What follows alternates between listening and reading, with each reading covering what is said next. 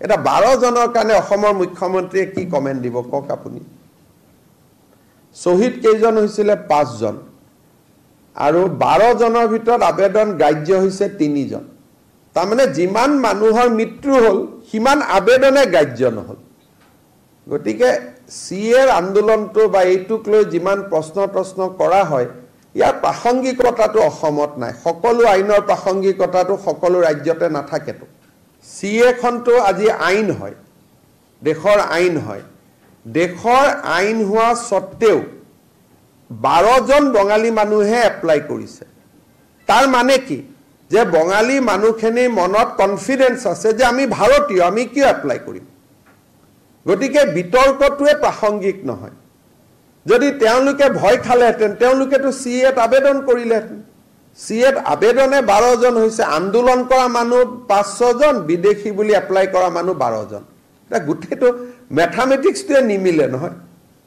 গতিকে ভাৰতৰ আন জাগাত এই আইনখন সিএৰ প্ৰাসংগিকতা আছে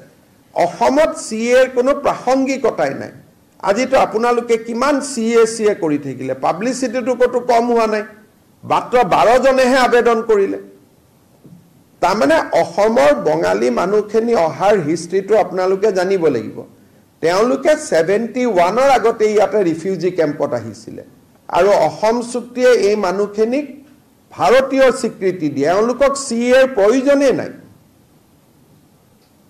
সিএৰ প্ৰয়োজন থাকিলেহে আমি আলোচনা কৰিম আমিতো এডভাৰটাইজও কৰিছো যে কোনে কোনে সিএত আবেদন কৰে কৰক বুলি কোনেও নকৰে হেকাৰণে এইটো এটা বিতৰ্কৰ কোনো কথা নাই কাৰণ যদি 1 লাখ মানুহে আবেদন কৰিলেতেন 1.5 লাখে আবেদন কৰিলেতেন তেতিয়া আমি কথাটো পাতো আজিতো কিমান বছৰ হৈ গল সিএ আহা 2 বছৰ হৈ গল নি 2 বছৰ হৈ গল 2 বছৰত এজনো মানুহ নাহিলে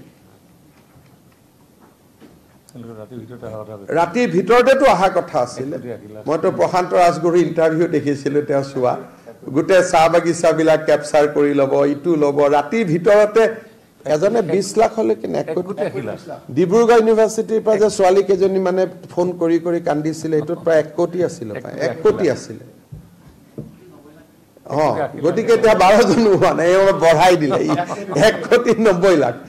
গতিকে যিটো কথা সময় নষ্ট কৰাৰ প্ৰয়োজন নাই আৰু মই বাৰে বাৰে কৈছো যে বঙালী হিন্দু মানুহখিনিৰ ওপৰত সন্দেহৰ আঙুলিটো তোৱাৰ কোনো প্ৰশ্নই নাথাকে কাৰণ তেওঁলোককতো ইন্দিৰা গান্ধীয়ে নিজে লৈ আহিছিল যে আপোনালোক ভাৰতত থাকক বুলি